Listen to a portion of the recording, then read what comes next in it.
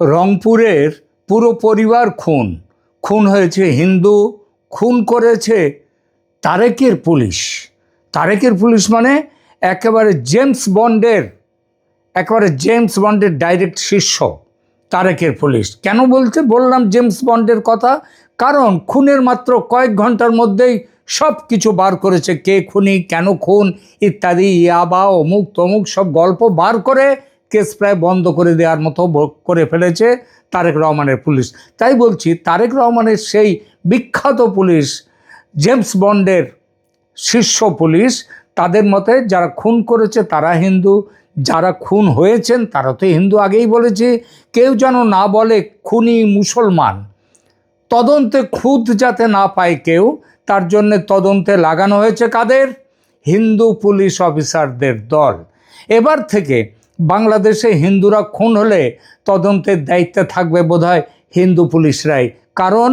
কারণ মুসলিম পুলিশ থাকলে যদি আবার ভারত কিংবা অন্যরা যদি বলে এ তদন্ত গটাপ, তাহলে সেই জন্যেই এখন মুসলিম পুলিশ তদন্ত করলে অন্য গল্প কেউ খুঁজতে পারে, তাই হিন্দু পুলিশ লাগানো হবে হিন্দুদের খুনে, হিন্দুদের তদন্তে।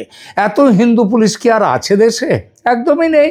আর যে হারে হিন্দুরা কচুকাটা হচ্ছে, তাদের ভিটে মাটি চাটি করা হচ্ছে, তাতে হিন্দু পুলিশদের ওভারটাইম খাটতে হবে।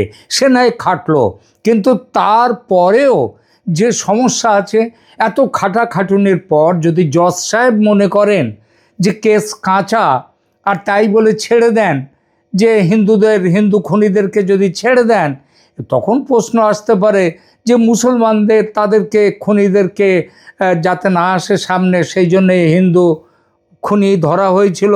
জজ সাহেব বলে দিয়েছেন তো এরা খুন করেনি। সুতরাং জজ সাহেব যদি মনে করেন যে কেস কাঁচা, তাহলে কি হবে? সুতরাং তারেক সরকার ভাবছে হিন্দুদের কেসে শুরু থেকে শেষ পর্যন্ত এখন থেকে না হয় হিন্দুরাই দেখবে পুরো ব্যাপারটা।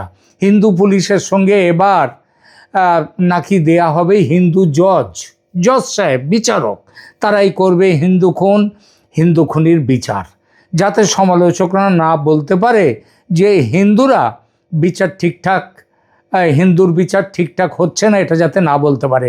কি দারুণ প্ল্যান ফেলেছে বলুন দেখি তারেক রহমানের সরকার। বিচার প্রক্রিয়া নিয়ে প্রশ্ন তুললেই বলবে হিন্দু যাতে ন্যায় বিচার পায়, তার জন্য তদন্তে মুসলিমদের নামগন্ধ রাখিনি। তারপরেও প্রশ্ন করছেন, এটা অন্যায়। কি বলবেন? তারেক সরকার আর তারেক সরকারের পুলিশের জন্যে একটা জোরদার হাততালি দিন।